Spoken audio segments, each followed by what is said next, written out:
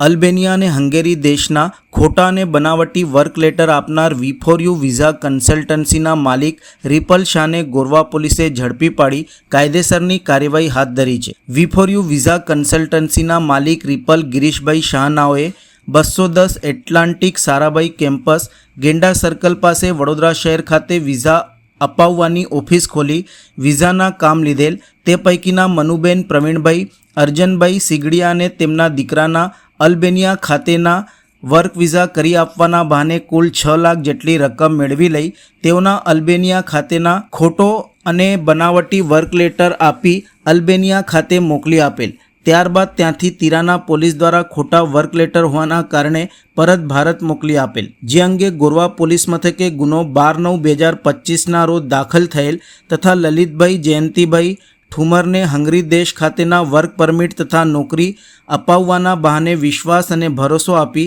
મારી પાસેથી 5,25,000 જેટલી રકમ પડાવી લઈ હંગેરી ખાતેનો ખોટો અને બનાવટી વર્ક પરમિટ લેટર આપીને વિઝા કરી આપેલ નહીં, જે અંગે વિગતવાર ગુનો ગોરવા પોલીસ મથકે 14/9/2025ના રોજ દાખલ થયેલ।